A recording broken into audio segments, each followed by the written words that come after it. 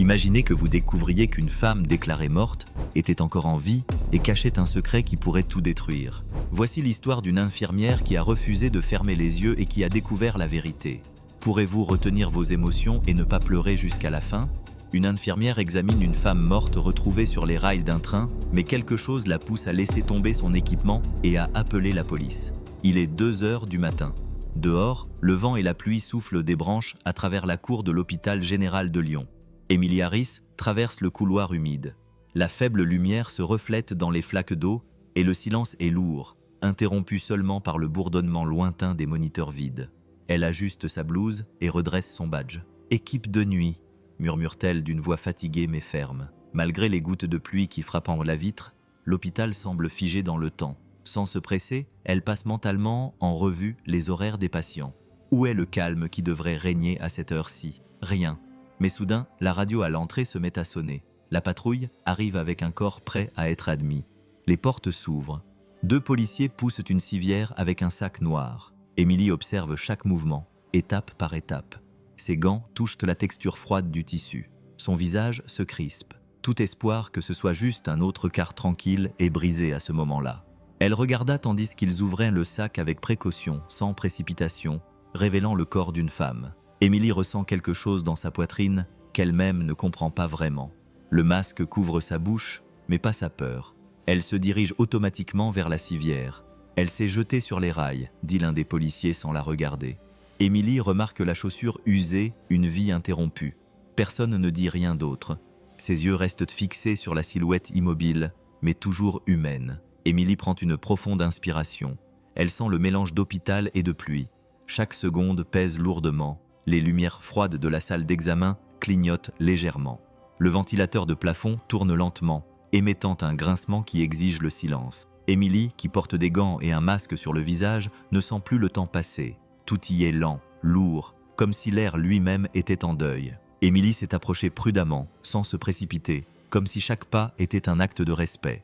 Ses cheveux noirs collaient à son visage, sa peau était pâle, presque bleutée, ses lèvres étaient entr'ouvertes, sèches, une profonde entaille sur son poignet gauche, une autre sur son poignet droit. Ses bras semblaient fragiles, comme s'ils allaient se briser au moindre contact. Ses yeux étaient fermés, mais une fine ligne de mascara était encore visible. Peut-être avait-elle pleuré avant l'arrivée d'Émilie. Elle ne pouvait pas finir sa pensée. Elle restait là pendant quelques secondes, à regarder. Ça faisait toujours mal, même après tant de changements, même après avoir vu tant de gens partir. « Si jeune », murmura-t-elle doucement, comme si elle ne voulait pas que quelqu'un l'entende. La porte grinça, et l'un des policiers est entré avec une pile de papiers à la main. « Le formulaire d'admission, mademoiselle », a-t-il dit presque automatiquement, sans lever les yeux. Émilie a pris le papier, l'a lu lentement. Décédée sans pièce d'identité, ramassée sur les rails du train. N'avait-elle pas de papier? A-t-elle demandé, essayant de trouver quelque chose qui donnerait une identité à cette histoire. Rien, pas de téléphone portable, pas de sac à main, juste le corps. Elle signa le rapport en silence. Le policier fit de même, puis rangea le stylo dans sa poche et partit. Émilie resta seule avec la jeune fille. Pendant un instant, elle regarda autour d'elle la pièce. Tout était si propre, si technique, si distant. Mais ce qui gisait là était une personne. Quelqu'un qui avait été un enfant, qui avait des rêves, qui avait peut-être une fille, une mère qui l'attendait à la maison. Toute une vie qui se trouvait maintenant entre 4 murs froids. Elle couvrit le corps avec soin, disposant les bras comme si elle couchait quelqu'un pour dormir. Et même si elle ne connaissait pas son nom, Émilie murmura « Pardonne-moi pour tout ce qui n'a pas bien fonctionné ». Puis elle se tut. Parce qu'il y a des moments où il n'y a plus rien à dire. Émilie tira le chariot de fourniture et prit une profonde inspiration avant d'enfiler une nouvelle paire de gants. Elle ajusta le masque sur son visage. Les mouvements étaient les mêmes que d'habitude, presque automatiques. Mais son cœur ne battait pas au même rythme. Cette fille sans nom. Il y avait quelque chose en elle qui empêchait Émilie de trouver la paix. C'était peut-être son visage, ou la façon dont son corps semblait moins rigide que d'habitude. Avec précaution, elle humidifia une compresse de gaz avec une solution saline et commença à nettoyer le visage de la jeune femme. Les mèches de cheveux, encore humides de pluie, collaient à sa peau froide. Émilie en écarta une de son front et fut surprise de remarquer un petit détail juste au coin de son œil gauche, là où ses cils touchaient sa peau, une fine ligne sèche comme une larme séchée. Elle s'arrêta, regarda à nouveau et pensa « Une larme ». L'air semblait plus lourd à ce moment-là. La pièce, qui était silencieuse, semblait devenir plus froide. Émilie continua, avec plus de précaution. Elle passa la gaze sur le cou, puis sur les épaules. Lorsqu'elle atteignit le bras droit, elle sentit un frisson sur sa propre peau. Le bras de la jeune femme n'était pas aussi froid qu'il aurait dû l'être. Elle le toucha avec précaution. La texture était la même que d'habitude, mais la température était encore légèrement chaude. « Ce n'est pas normal », murmura-t-elle presque sans voix. Elle regarda autour d'elle. Elles étaient seules. Émilie, la gorge nouée, décida de suivre le protocole. Elle ouvrit les doigts de la jeune femme pour lui nettoyer les ongles, et c'est là que ça se produisit. Le petit doigt bougea, légèrement, presque imperceptiblement, mais elle le vit. Elle ne pouvait pas l'avoir imaginé. Elle retira sa main, effrayée, et resta immobile, observant. Le doigt revint à sa place comme si de rien n'était, mais Émilie ne pouvait en détacher son regard. « Mon Dieu !» dit-elle en posant sa main sur sa poitrine. Son cœur battait à toute vitesse, et elle approcha son visage du sien, comme si elle voulait entendre un secret. Ses lèvres, bien que sèches, avaient encore un peu de couleur. La jeune femme n'était pas morte. Elle ne pouvait pas. Émilie recula d'un pas. Tout son corps tremblait. Son cœur battait à tout rompre dans son cou. Ce n'est pas normal. Ce n'est pas normal. Les mains tremblantes, elle attrapa le stéthoscope qui pendait à son cou. Le métal froid toucha la poitrine de la jeune femme, juste là, sur le côté gauche, où il ne devrait y avoir que le silence. Elle ferma les yeux et attendit une seconde. Rien. Mais ensuite, un battement de cœur très faible, presque inexistant. Puis un autre, et encore un autre. Émilie ouvrit grand les yeux, recula d'un pas et respira rapidement. Le stéthoscope lui échappa des mains. Le bruit du métal frappant le sol résonna dans la pièce vide, sec comme un coup. « Elle est vivante !» cria-t-elle, la voix brisée. Elle se précipita dehors. Ses pas résonnaient sur le sol lisse de l'hôpital. L'adrénaline coulait dans ses veines. Elle ouvrit la porte des urgences avec force, faisant sursauter le médecin de garde. « Docteur, elle est en vie », dit-elle avec agitation en montrant la pièce au fond. « Je l'ai entendu. Il y a un battement de cœur. Il est faible, mais il est là. » Le médecin, plus âgé et mince, se leva lentement en souriant. « C'est impossible, Émilie. La police l'a amenée décédée. C'était un accident sur les voies. Ce que tu as entendu, c'était ton propre cœur. Je sais ce que j'ai entendu, » dit-elle fermement, les yeux remplis de larmes. Elle n'attendit pas plus longtemps. Elle courut vers la pièce, poussa le chariot d'urgence à l'intérieur, alluma le défibrillateur avec des mains tremblantes, prépara les palettes, les plaça sur la poitrine de la jeune femme et hésita un instant. « Pardonne-moi », murmura-t-elle, avant d'appliquer le choc. Le corps sursauta, le moniteur resta silencieux. Elle réessaya. Un autre choc, une autre tentative. « Allez, réagis », murmura Émilie, presque suppliante. Le médecin est apparu à la porte. « Ça suffit, elle n'est pas en vie. » « Non, ce n'est pas vrai. Elle se bat. Je l'ai senti. Je l'ai entendu. » Émilie a commencé les compressions thoraciques. La sueur coulait sur son visage avec ses larmes. « Allez, ma fille, reviens. Tu n'es pas seule. Pas aujourd'hui. » Le temps s'est arrêté. La ligne du moniteur était faible, incertaine. Le médecin l'observait. Quelque chose en lui avait changé. Il s'approcha, enfila des gants. « Écartez-vous. Je prends le relais. » Émilie recula, à bout de souffle. Il suivit le protocole. Intubation, adrénaline, manœuvre. Minute après minute, le moniteur clignotait. 12 minutes, 13, à 14, bip, bip, régulier. Le médecin croisa son regard, sans impatience désormais. Émilie porta sa main à sa bouche et faillit s'agenouiller. C'était comme si le monde se remettait à tourner. La jeune femme respirait à l'aide de machines, mais elle était stable. Un fil de vie s'était rétabli contre toute attente, contre toute logique. Émilie s'approcha lentement, lui prit la main avec précaution, regarda son visage pâle et immobile, et murmura doucement « Tu es là, et je suis avec toi. » Et là, pour la première fois depuis ce petit matin, Émilie poussa un cri, mais cette fois, c'était un cri d'espoir. La pièce était silencieuse. Seul le bip constant du moniteur remplissait l'air comme le battement timide du cœur de quelqu'un qui veut revivre. Émilie se tenait debout, les mains encore tremblantes, le corps épuisé, mais le regard fixe. La jeune fille était là, elle respirait. C'était la seule chose qui comptait à ce moment-là. Avec précaution, Émilie commença à la préparer pour la changer. La robe déchirée et sale était collée à son corps, imbibée de boue, de sang séché et d'une odeur de métal. Chaque mouvement était délicat, respectueux, comme quelqu'un qui s'occupe d'une personne qui dort après un long combat, quand elle remarqua quelque chose d'étrange. À l'intérieur de la robe, une petite bosse, comme un bouton caché dans la couture, la fit froncer les sourcils. Elle la retira avec précaution.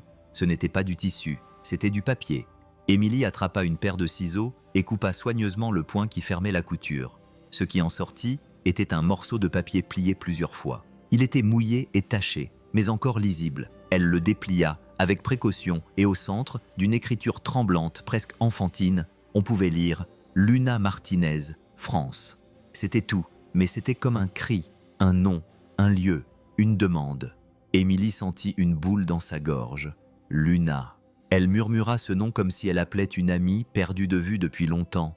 Et France, une destination, peut-être un foyer ou une échappatoire, regarda le visage de la jeune femme qui était toujours inconsciente. L'écriture était bancale, tremblante, comme si quelqu'un écrivait en secret, à la hâte, avec peur. Émilie serra le papier dans sa main et prit une profonde inspiration.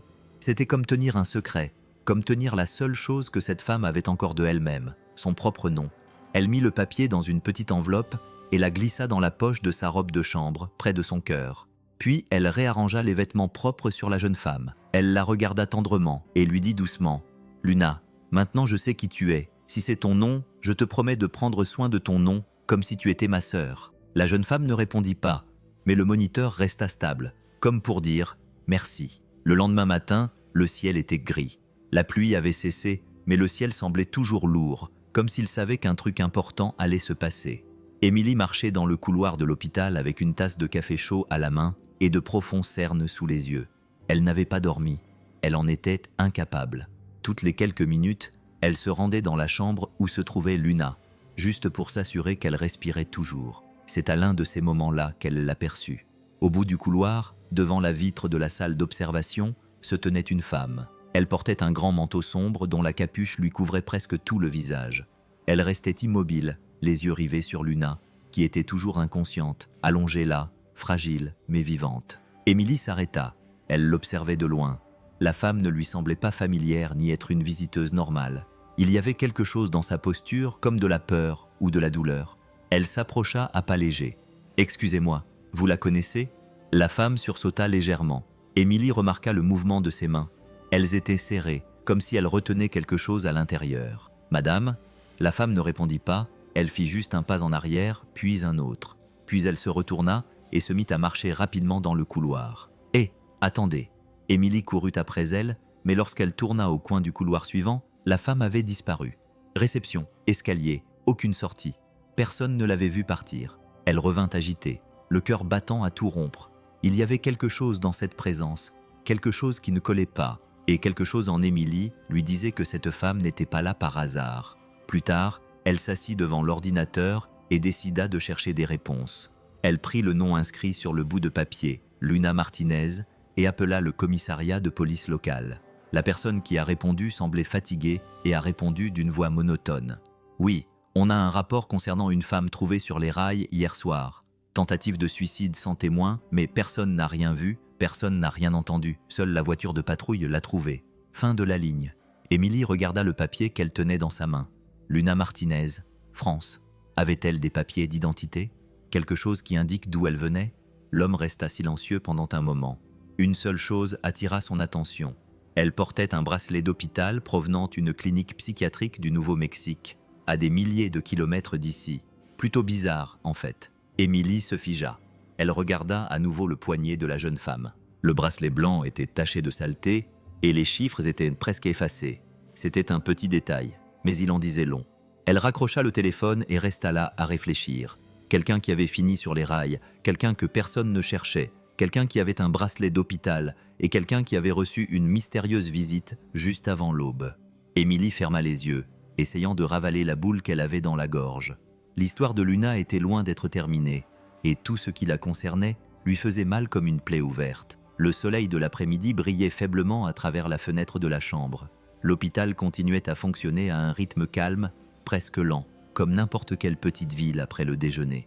Émilie, assise sur un banc à côté du lit de Luna, observait son visage, toujours inconscient, toujours fragile, mais vivant, respirant. C'était comme si la jeune femme se battait contre quelque chose en elle, entre le désir de revenir et le doute de savoir si elle devait le faire. L'infirmière ajusta la couverture aux pieds de Luna et, presque sans le vouloir, remarqua un sac posé dans un coin de la pièce qui n'était pas là auparavant. Il était déchiré, sale, comme s'il avait traversé une tempête, et c'était peut-être le cas. Émilie s'approcha, s'agenouilla lentement et ouvrit la fermeture éclair avec précaution. Il y avait peu de choses à l'intérieur. Un rouge à lèvres cassé, une brosse à dents tordue, un peigne, un morceau de papier froissé avec des chiffres écrits dessus qui ne menaient nulle part, et au fond, une photo. Elle la sortit avec précaution. C'était une petite photo aux bords usés. Une fille d'environ 6 ans, aux cheveux raides attachés en couette, regardait l'appareil photo avec un sourire timide et doux. Elle portait un uniforme scolaire, un sac à dos sur le dos, une fille ordinaire, comme on en voit tous les jours marcher sur le trottoir. Émilie sentit un frisson la parcourir, passa doucement son doigt sur l'image, puis la retourna. Au dos, écrit d'une écriture enfantine, se trouvait une phrase. « Pour maman, je t'aime, Eva ». Elle la lut à voix haute une fois, puis une deuxième fois. Ça la frappa fort, comme un coup de poing dans le ventre. Émilie murmura « Vous avez une fille ». Émilie leva les yeux vers Luna. Son visage était toujours immobile, mais l'infirmière voyait maintenant autre chose en elle. Pas seulement une femme blessée, mais une mère séparée de sa fille, une femme dont le corps portait les marques de la douleur et dont le cœur était rempli d'amour. Tenant la photo à 2 mains, Émilie se rassit à côté du lit. Elle resta là un moment en silence, regardant simplement, pensant. Où pouvait bien être cette petite fille maintenant? Avec qui? Savait-elle que sa mère était en vie? Qu'elle se battait toujours? Ces questions faisaient plus mal que n'importe quelle réponse, car Émilie savait au fond d'elle-même ce que c'était que de grandir sans mère. Elle connaissait le vide laissé par une telle absence. Elle caressa tendrement les cheveux de Luna. « Je ne sais pas où est ta fille, mais je te jure, Luna, que cette fille saura que tu n'as pas abandonné. » Puis elle pressa la photo contre sa poitrine, comme si ce petit morceau de papier était une promesse. Émilie marcha lentement dans le couloir arrière. La lumière était plus tamisée et l'odeur était différente. Un mélange de formaldéhyde, de silence et de solitude. Le bureau du médecin légiste était toujours au fond de l'hôpital, comme s'il valait mieux garder la mort loin des vivants. Mais ce jour-là, elle ne pouvait ignorer le malaise qu'elle ressentait dans sa poitrine. Elle sentait que quelque chose n'allait pas. Rien dans l'histoire de Luna ne semblait coller. Tout était trop bizarre. Elle poussa la porte avec son épaule, déjà vêtue de son manteau. À l'intérieur, les lumières blanches clignotaient au-dessus des tables métalliques. La pièce était vide. Tout ce qu'elle pouvait entendre, c'était le bruit d'une horloge qui faisait tic-tac à chaque seconde, comme un battement obstiné. Elle se dirigea vers le coin où se trouvait la table d'appoint. Elle parcourut quelques dossiers à la recherche d'indices, mais rien n'attira son attention. Alors qu'elle s'apprêtait à partir, elle s'arrêta en voyant la poubelle à moitié ouverte avec des papiers froissés dessus. Sur un coup de tête, elle se pencha et sortit ce qui semblait être un rapport jeté. C'était un formulaire officiel de certificat de décès. Il n'était pas tamponné, mais certaines parties avaient été remplies à la main. Émilie lissa le papier avec soin. On pouvait y lire « Patiente non identifiée, femme, décès confirmé, aucun signe de vie sur les lieux, corps transporté à la morgue ». Elle relut le document plusieurs fois, mais ce qui lui glaça le cœur, ce fut la note de bas de page signée par le docteur Edward Revueltas. Émilie fronça les sourcils. Le docteur Edward murmura, perplexe. Il n'était même pas de garde cette nuit-là, elle en était sûre. Le médecin de garde était quelqu'un d'autre, elle l'avait vu de ses propres yeux. Elle s'était disputée avec lui. Edward ne travaillait que les jours pairs, et c'était un jour impair. Elle tint le document à la lumière et remarqua le détail le plus cruel, la date. Le rapport était daté de 2 heures avant l'arrivée de la jeune femme à l'hôpital. Le sang lui monta à la tête, cela avait été fait plus tôt. Avant qu'elle n'arrive, Émilie serra le papier entre ses doigts. Le papier tremblait. Où était-ce elle? Qu'est-ce que cela signifiait? Que quelqu'un avait déjà déclaré Luna morte avant de l'examiner. Elle s'assit sur le banc à côté d'elle et fixa le sol. Un lourd silence envahit la pièce. Luna n'avait pas simplement été oubliée.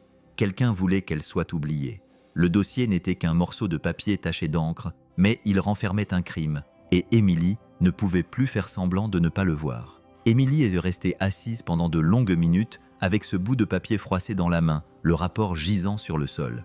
Elle n'arrivait pas à se sortir ça de la tête. La signature, la date, la certitude que Luna avait failli être enterrée vivante, tamponnée et tout. Elle savait qu'elle devait en savoir plus. Elle devait creuser plus profondément, même si cela lui faisait mal. Elle monta à la salle des archives, demanda la clé du classeur et entra seule. La lumière froide du plafond éclairait des étagères remplies de dossiers, de noms et d'histoires, tous empilés, certains oubliés, d'autres avec des fins que personne ne voulait raconter.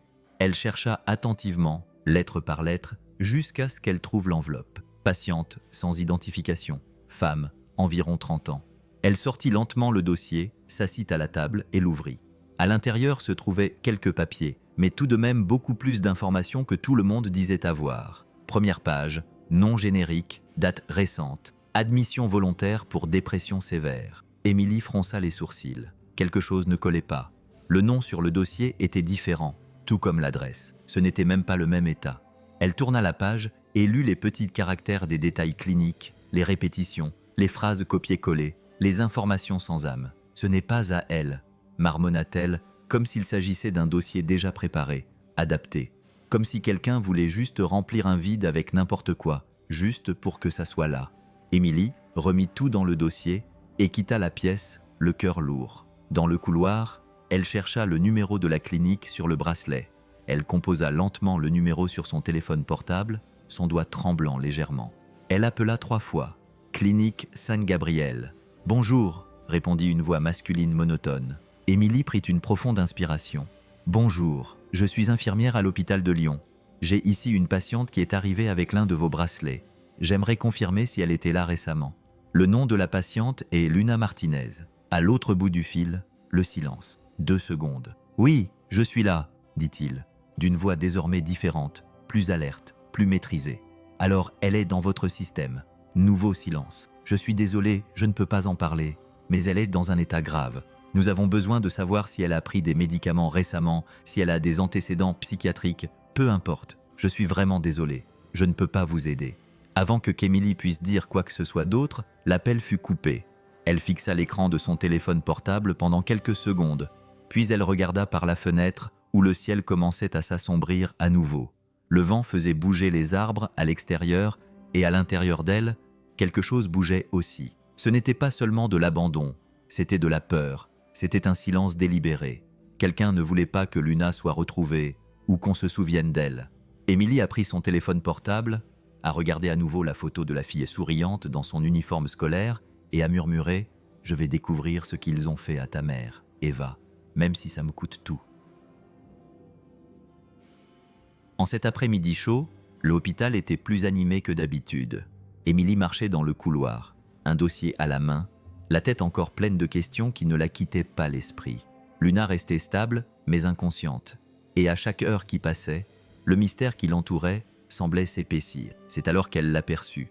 Il apparut de nulle part au milieu du hall. Il portait un costume sombre, trop élégant pour la chaleur de la journée, des chaussures brillantes, une mallette en cuir, mais ce qui attira le plus son attention, c'était sa montre en or clinquante, du genre dont on sait qu'elle n'est pas bon marché. Son regard balayait la pièce comme s'il cherchait quelque chose ou quelqu'un. Émilie s'approcha de lui avec méfiance. « Puis-je vous aider, monsieur ?» L'homme la regarda de haut en bas, puis sourit d'une manière presque fausse. « Infirmière Émilie, c'est ça? J'ai eu votre nom à la réception. Je suis, mais Armando Pérez, l'avocat de la famille Martinez. » Elle serra fermement le dossier. « La famille Martinez, oui. Je suis venu voir la patiente. Je suis chargé de défendre ses intérêts et ceux de sa famille. » Émilie réfléchit soigneusement à ces mots. C'est bizarre. Jusqu'à présent, personne de la famille n'est venu et la patiente n'est toujours pas officiellement enregistrée. C'est pour ça que je suis là. Il s'approcha un peu plus et baissa la voix. Écoutez, ma cliente a besoin de discrétion. Beaucoup de discrétion. Son cas est délicat et s'il venait à être rendu public, cela pourrait lui causer beaucoup de tort, vous comprenez? Elle ne répondit pas. Il ouvrit sa mallette, en sortit une enveloppe épaisse et la posa discrètement sur le comptoir entre eux. Un petit geste pour te remercier de ta compréhension. J'ai juste besoin que tu me garantisses que personne d'autre n'aura accès à la patiente. Pas de journalistes, pas de travailleurs sociaux, pas même les médecins. Sans ma permission, on peut compter là-dessus. Émilie regarda l'enveloppe, sentit son estomac se nouer. Elle savait exactement ce qu'elle contenait. Et elle savait aussi que des gens comme lui ne se présentaient pas par hasard. Il savait que Luna était là. Il savait qu'elle avait survécu. Elle repoussa lentement l'enveloppe. « Voulez-vous vraiment protéger Luna ou voulez-vous qu'elle disparaisse à nouveau ?»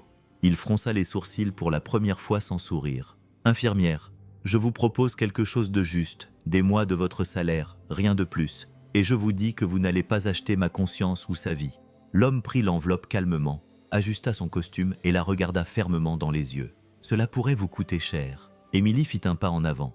Sa voix était ferme, douce, mais pleine de vérité. Ça lui a déjà coûté, et ça ne lui coûtera pas à nouveau. Il la regarda une seconde de plus, puis se retourna et s'éloigna lentement, comme quelqu'un qui n'a pas besoin de courir parce qu'il a l'habitude d'être aux commandes. Émilie resta là, le cœur battant, sentant la tension monter dans sa gorge, mais elle ne le regretta pas une seconde. Elle retourna dans la chambre de Luna, entra lentement, regarda son visage encore endormi et dit « Ils ne vont pas t'effacer si facilement, Luna, pas tant que je serai là. » La nuit tomba lourdement sur l'hôpital. Le couloir des soins intensifs était plus calme que d'habitude, et même les moniteurs semblaient fonctionner plus lentement. Émilie était assise au poste des infirmières en train de relire les rapports quand elle a regardé par la fenêtre de la chambre 7 et a senti un frisson. Le lit était vide. Elle bondit, courut dans la chambre, mais rien. La couverture était jetée sur le côté. Les câbles du moniteur cardiaque étaient déconnectés. Le pied à perfusion était par terre. Son cœur se mit à battre très vite. Luna avait disparu. Elle courut dans les couloirs, appela la sécurité et prévint le médecin de garde. Personne ne l'avait vue partir. Aucune caméra n'avait enregistré le moindre mouvement. C'était comme si elle s'était évaporée de la chambre. Pieds nus, sans moniteur, avec seulement une lampe de poche à la main, Émilie a commencé à chercher partout. Escalier, vestiaire, salle de bain, couloir oublié. Lorsqu'elle est arrivée au deuxième sous-sol, elle s'est arrêtée. Quelque chose en elle lui disait de descendre l'escalier de secours, celui que presque personne n'utilisait jamais. Elle descendit lentement, marche après marche, et là, à mi-chemin, assise dans un coin, le dos plaqué contre le mur et les genoux ramenés contre sa poitrine, Luna tremblait, le regard perdu dans le vide. Ses cheveux tombaient sur son visage en sueur. Ses pieds nus étaient sales et rouges à cause du froid. Émilie s'agenouilla lentement devant elle. « Luna, c'est moi. Émilie, tu es en sécurité maintenant. Tout va bien. » Luna la regarda avec un regard perdu, comme si elle ne comprenait pas où elle était.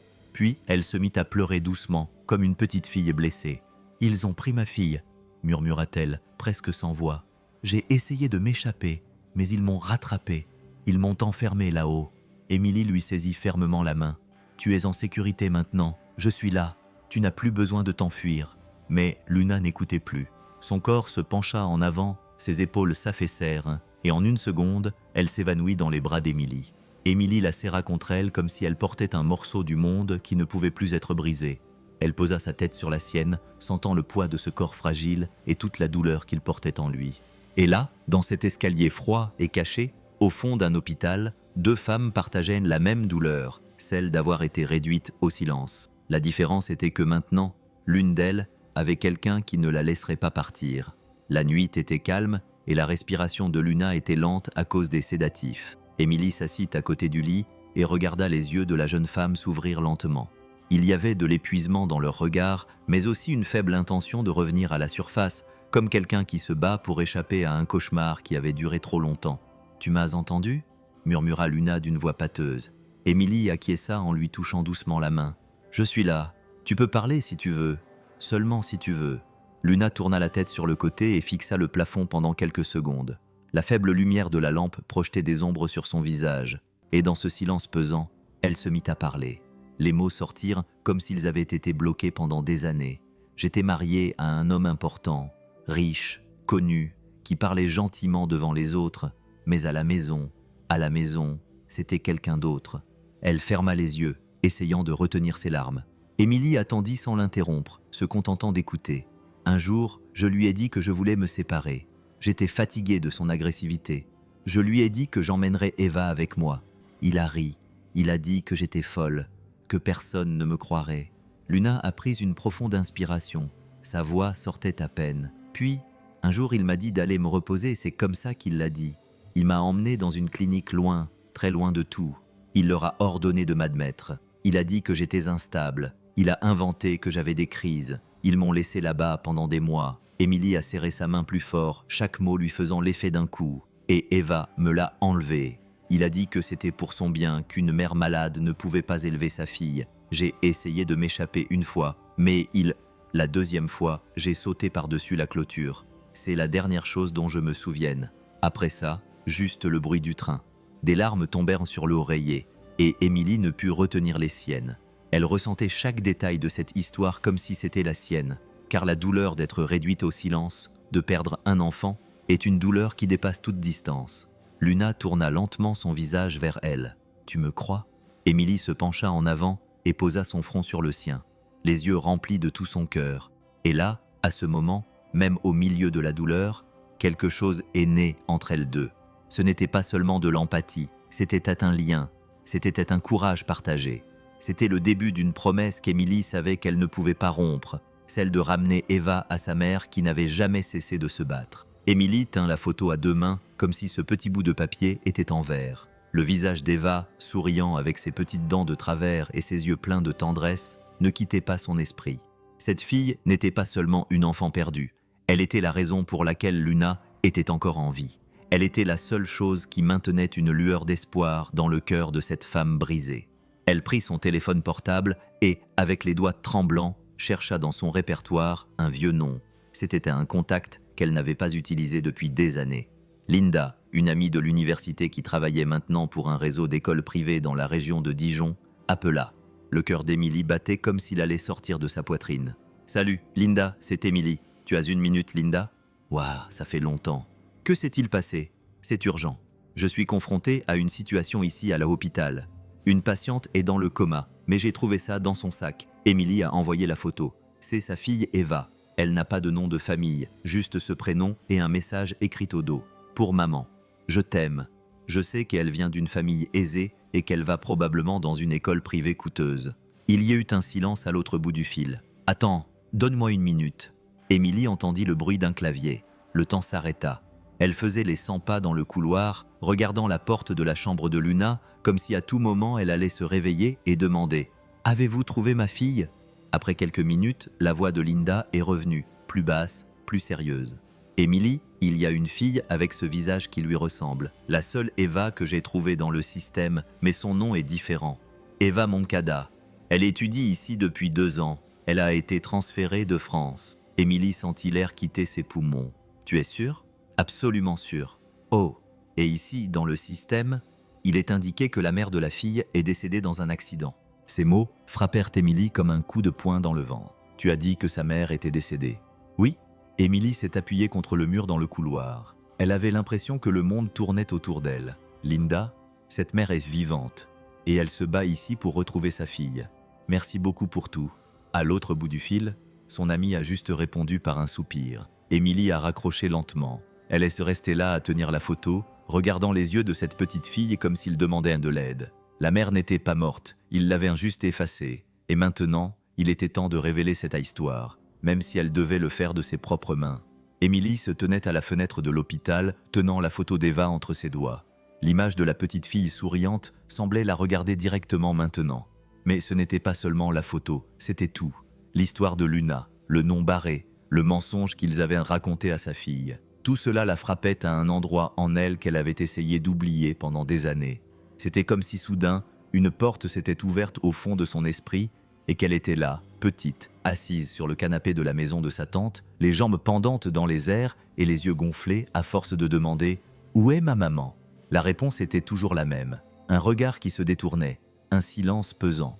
Et puis cette phrase sèche « Ta maman est tombée malade. Elle est allée à l'hôpital et n'est jamais revenue. » Émilie a grandi avec ça dans la tête, qu'elle était faible, qu'elle l'avait abandonnée.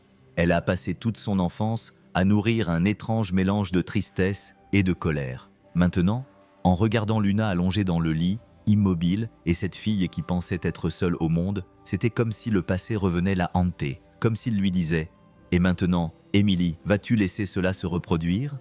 Vas-tu laisser une fille ne pas voir sa mère et se contenter d'apprendre qu'elle est partie, qu'elle n'a pas pu retenir ses larmes ?» Elle appuya son front contre la vitre et laissa couler ses larmes sans essayer de les cacher. « Je n'ai pas pu sauver ma mère, » murmura-t-elle d'une voix tremblante. « Mais je vais sauver la tienne, Eva.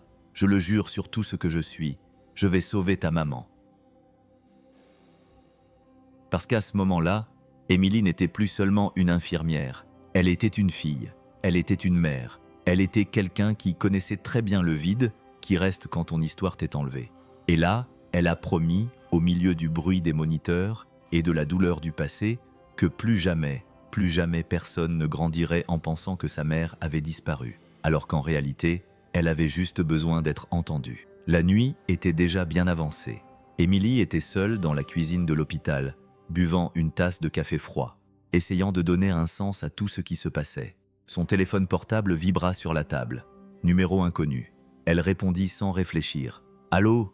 La réponse a pris 1 seconde, juste 1 seconde. Mais ça a gelé tout en elle. Laissez-la mourir. Et ça, la voix appartenait à un homme trop calme, presque poli, mais complètement dénué d'émotion. « Quoi ? Où vous serez la prochaine ?» Et l'appel a été coupé.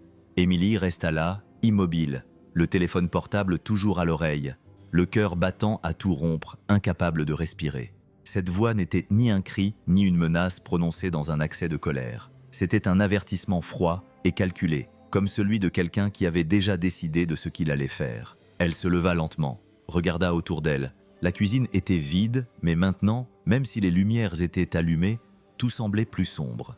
Elle courut vers la chambre de Luna et ouvrit la porte avec force. Luna était réveillée, assise sur le lit, pâle, les yeux remplis de peur. « Ça va ?» demanda Émilie, agitée. Luna acquiesça avec difficulté, puis, la main tremblante, tira son sac du pied du lit. Elle l'ouvrit avec précaution, comme si elle gardait quelque chose de très précieux. « Je dois te montrer quelque chose », murmura-t-elle. Elle sortit une petite carte mémoire. Émilie la prit avec précaution. Elle était très petite, presque invisible, mais son poids était perceptible rien qu'en la regardant. « Tout est là », murmura Luna. « Je l'ai enregistré avant de m'enfuir.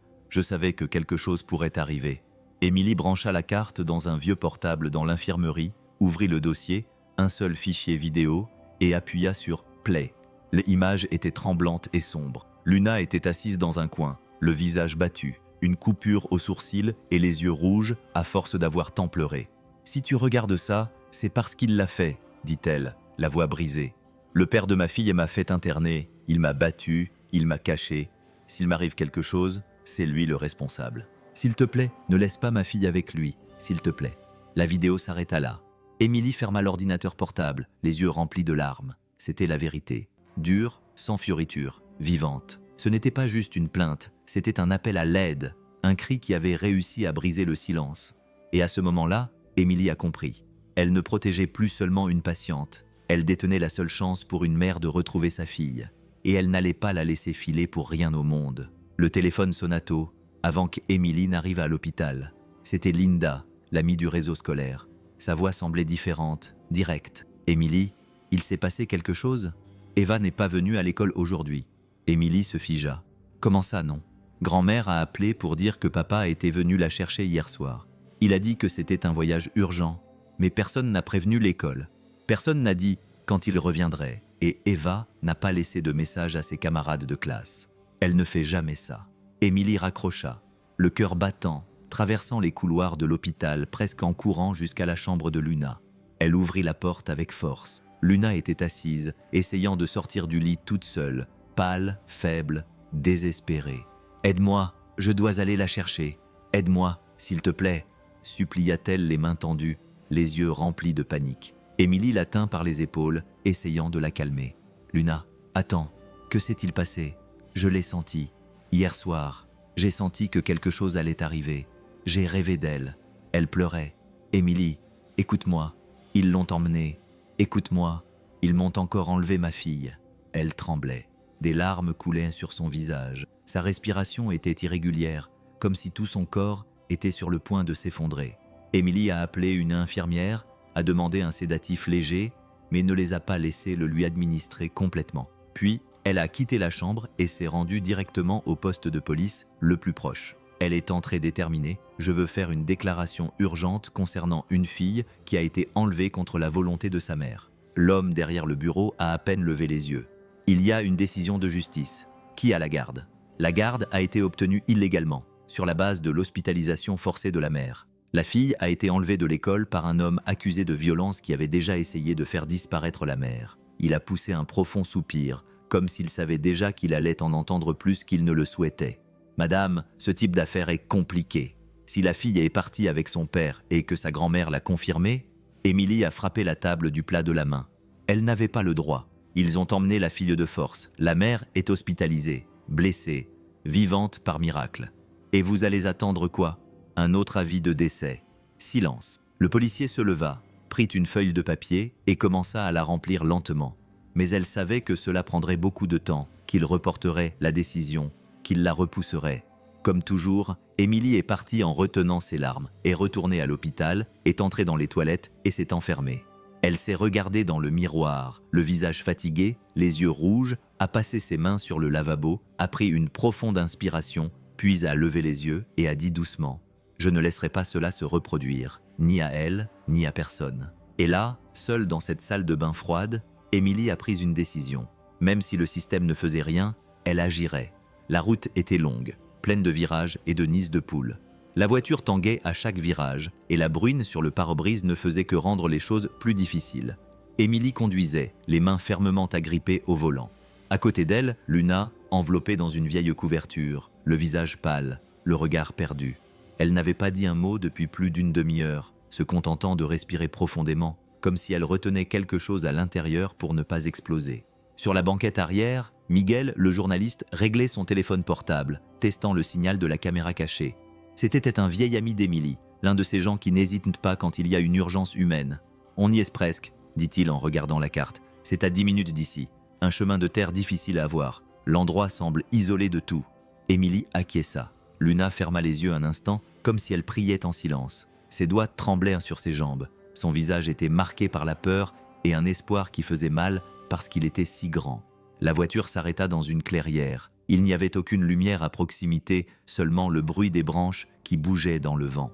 Le ranch se dressait là, sombre et silencieux, avec un portail en bois entrouvert. Émilie coupa le moteur. « Prête ?» murmura-t-elle.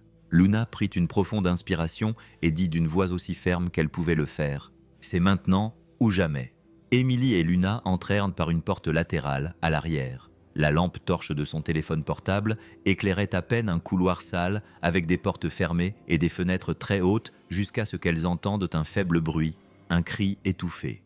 Émilie montra du doigt. Luna courut vers une porte fermée. Elle écouta.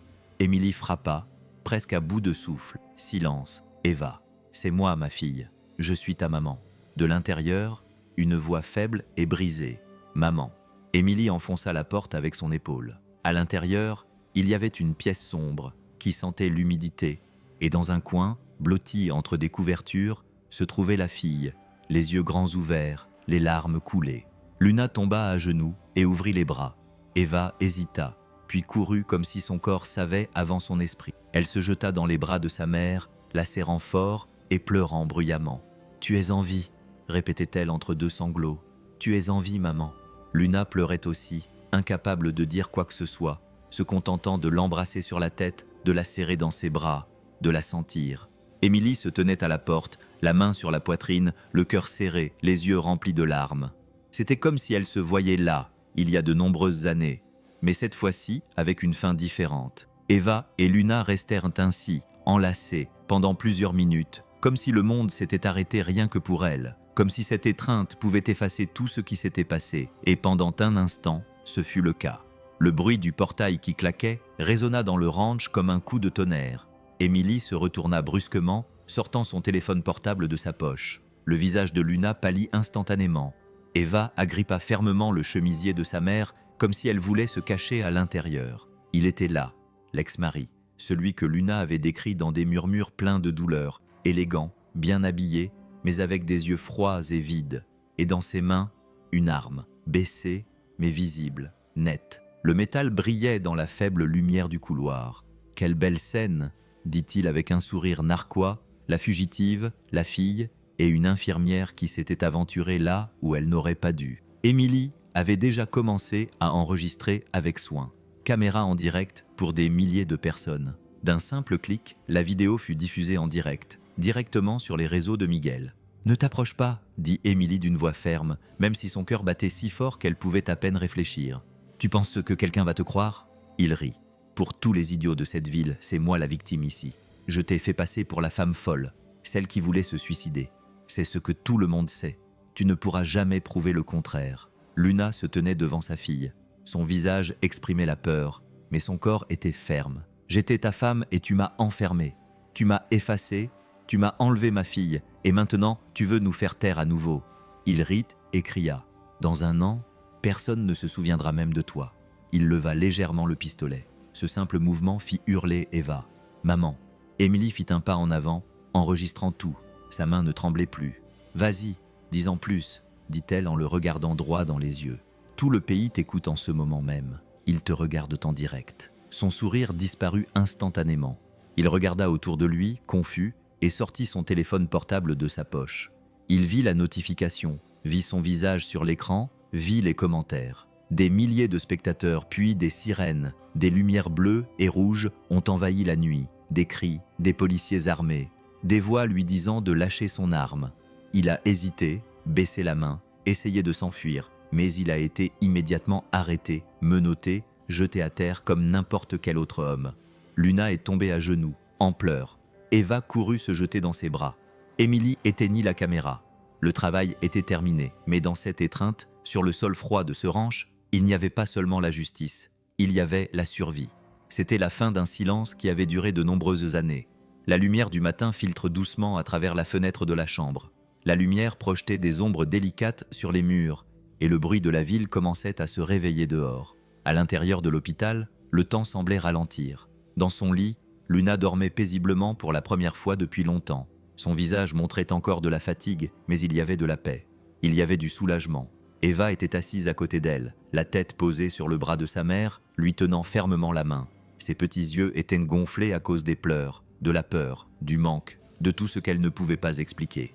Mais maintenant, ils étaient calmes. De temps en temps, elle passait très lentement ses doigts dans les cheveux de sa mère, comme si elle avait peur de la réveiller, mais aussi peur de la laisser partir à nouveau. Émilie observait de loin, appuyée contre le mur, les bras croisés, son badge de nom de travers sur sa blouse et une boule dans la gorge. Ses yeux brillaient. Elle les voyait toutes les deux là, si proches, si complètes dans la douleur qu'elles avaient vécue, et elle ressentait quelque chose de difficile à expliquer. C'était une douleur mêlée de fierté, un soulagement mêlé de colère, une nostalgie mêlée d'un bonheur qui faisait mal. Luna se réveilla lentement. La première chose qu'elle vit fut sa fille endormie, assise, sa petite main serrant la sienne. Elle sourit, faiblement. « Mais vraiment, Eva !» murmura-t-elle. La petite fille ouvrit les yeux instantanément, comme si elle avait attendu cet appel depuis toujours. « Maman, tu es vraiment là ?» Luna caressa son petit visage. « Oui, mon amour, je suis là maintenant. » Eva se jeta dans ses bras, pleurant doucement. Émilie détourna le visage, essayant de le cacher, mais les larmes coulaient quand même. Luna leva son bras libre et tendit la main vers elle. Émilie hésita, mais alla vers elle. Et là, au milieu de cette pièce éclairée par une matinée ordinaire, 3 mains se rencontrèrent. Les 3 mains étaient étroitement serrées, tremblantes, différentes par leur taille, leur histoire, leurs cicatrices, mais égales par la force de celle qui ne se laissait pas abattre. Émilie les regarda toutes les deux et sourit de toute son âme dans ses yeux. 3 femmes, 3 survivantes, et aucune d'entre elles n'était plus seule. La route était longue, entourée de champs vides et d'arbres tordus par le temps. Le soleil tapait fort, mais le vent était froid. Émilie marchait lentement parmi les tombes simples, une enveloppe froissée à la main et le cœur serré dans sa poitrine.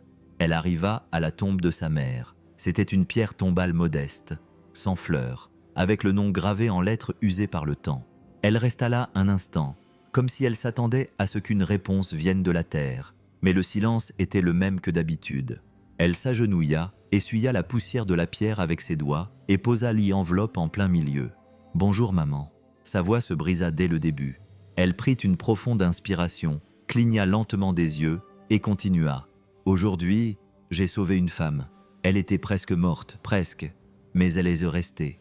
Et je ne l'ai pas laissée partir. » Elle ferma les yeux un instant, comme si elle se souvenait de tout d'un coup. « J'aurais aimé pouvoir faire ça pour toi, je te le jure. Mais tu étais si loin, et je n'étais qu'une petite fille, je ne savais rien, tu me manquais simplement. » Les larmes coulaient lentement, comme si elles venaient d'un endroit caché depuis des années.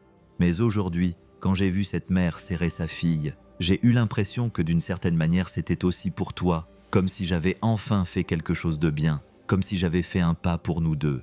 Elle passa sa main sur l'enveloppe une dernière fois. « Je te pardonne de ne pas avoir pu revenir, et j'espère que tu me pardonnes aussi d'avoir mis si longtemps à comprendre que ce n'était pas ta faute. » Émilie est restée là quelques minutes de plus en silence. Puis elle s'est levée et, pour la première fois depuis longtemps, elle a quitté cet endroit avec le cœur un peu plus léger. Dans les jours qui ont suivi, l'affaire a fait le buzz dans les médias. des gros titres dans tous les journaux, sur les sites web, les réseaux sociaux, les programmes télé. Une infirmière sauve une femme qui avait été déclarée morte. Une vidéo en direct révèle un réseau d'internements illégaux. Miracle à l'hôpital de Lyon. Émilie est devenue célèbre du jour au lendemain. On l'a qualifiée d'héroïne, de combattante, de symbole, et elle a écouté tout ça en silence. La seule chose qu'elle disait chaque fois que quelqu'un essayait de la féliciter était « J'ai juste fait ce qu'il fallait faire. Je n'ai pas fermé les yeux. »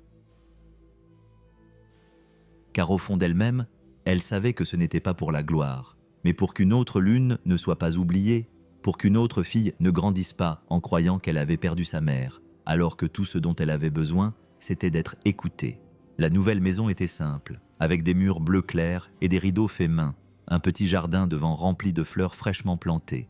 Luna était sur la terrasse, chaussée de sandales, les cheveux attachés en arrière, un sourire timide sur le visage. Émilie arriva lentement avec un sac de fruits, du pain et un câlin qu'elle avait gardé depuis la dernière fois qu'elle s'était vue. Eva arriva en courant depuis le jardin, les pieds sales et les mains cachant quelque chose derrière son dos. « Tante Émilie !» cria-t-elle en se jetant dans ses bras. Émilie se baissa pour recevoir l'étreinte, riant, les yeux remplis de larmes. « Que s'est-il passé ? Où est-ce ma petite fille ? Tu as bien grandi. »« Attends, j'ai quelque chose pour toi. » Eva sortit lentement un cadeau emballé dans du papier coloré.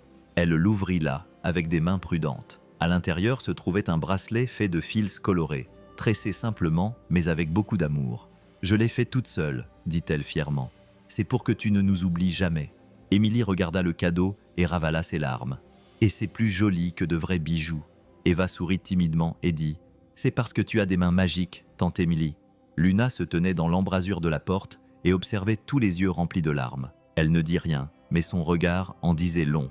Émilie mit le bracelet à son poignet comme s'il s'agissait d'une médaille. Elle les regarda toutes les deux, prit une profonde inspiration et sentit sa poitrine se réchauffer d'une manière inexplicable.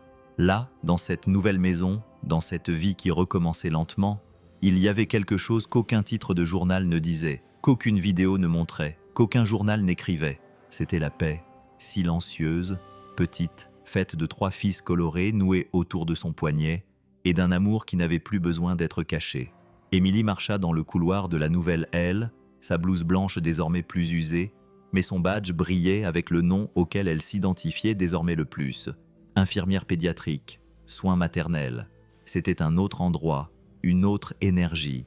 Là-bas, les pleurs étaient plus faibles, les regards plus effrayés, et les silences pesaient encore plus. Elle marchait lentement entre les lits, apprenant le langage des regards baissés des filles au corps de femmes, mais à l'âme blessée.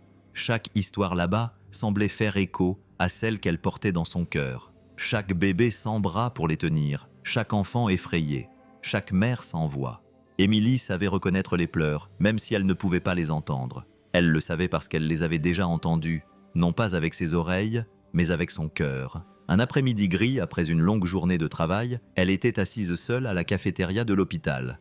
Elle a attrapé son téléphone portable presque sans y penser.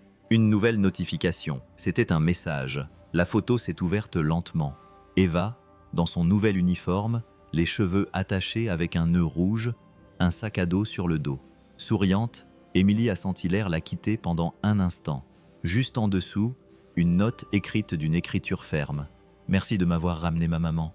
Je ne t'oublierai jamais. » Elle pressa le téléphone contre sa poitrine, ferma les yeux et resta là, seule dans la salle à manger vide, mais avec un amour si grand en elle qu'il ne tenait plus dans le silence. Sa vie avait changé.